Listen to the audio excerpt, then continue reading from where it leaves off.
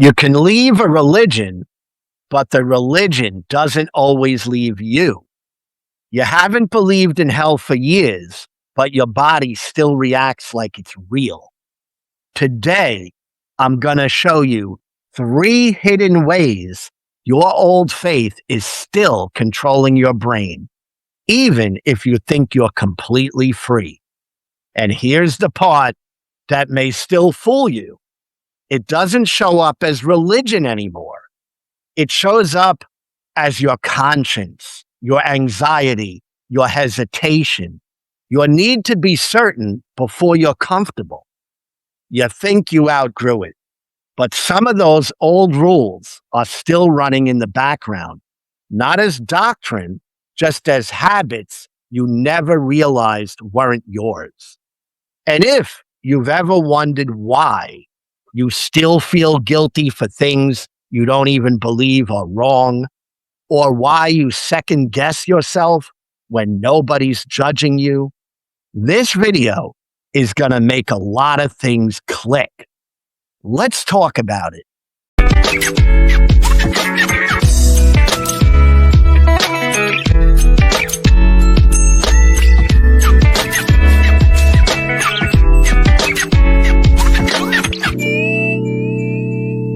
Okay, let's get into the first piece of this, because the thing that hangs around isn't the doctrine.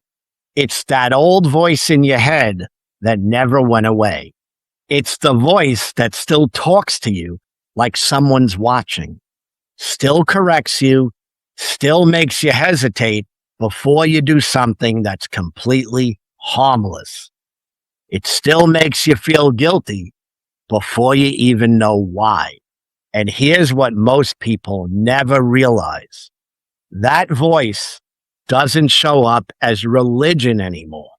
It shows up as the Sunday school version of you that learned to shrink first because you were trained not to trust yourself. It's the tone you use when you talk to yourself. It's the pressure you feel to do the right thing even when there's no rule book left. It's that split-second pause where you check yourself like you're waiting for approval from someone who isn't even in your life anymore. People think religion is a clean break. You know, one day you believe, the next day you don't. But it's really not like that. There's that voice. That thing grows with you. It blends in and it becomes familiar. So when you do walk away, it doesn't just disappear. It just keeps talking, and you don't realize why it's still being heard in your mind. And here's something else that stays with you. Even after you walk away from religion, it's the fear of being wrong. Not because you're insecure, but because for most of your life, being wrong meant punishment. You don't have to believe in hell anymore for your body to still react like it's real. You don't have to believe in sin for your nervous system to still brace like you're about to get in really big trouble. When you grow up in that sort of environment, you're not taught to think. You're taught to avoid danger. It's why you don't ask for the raise that you know you deserve, or why you're terrified to tell your partner how you actually feel. This stuff is real life. You weren't just taught what to believe. You were taught that being wrong made you unsafe. And that conditioning doesn't disappear just because your beliefs change. It follows you into every moment where you hesitate, not because you don't know the answer, but because you're still waiting for the punishment that never comes. But here is the part that is actually dangerous. It's not just about guilt. It's about how this habit is literally sabotaging your career and your relationships right now. Because when you can't be wrong, you can't be vulnerable. You can't take risks at work. You can't have an honest disagreement with a partner without feeling like the whole world is ending. And this leads us to the final, most invisible thing that follows you out of religion. It's the habit of not trusting your own judgment. Not because you're indecisive, not because you're weak, but because for years, someone else's voice was treated as more reliable than your own. You were taught that your thoughts needed approval, your feelings needed permission, your instincts needed to be checked against a rule book, a pastor, a parent, or a Bible verse. Anything but you.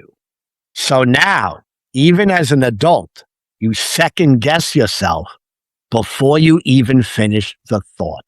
You feel that hesitation before making choices that don't even affect you anymore. You look for reassurance on decisions that you're fully capable of making. You replay conversations in your head, wondering if you said the wrong thing. You ask for opinions on choices you already knew the answer to.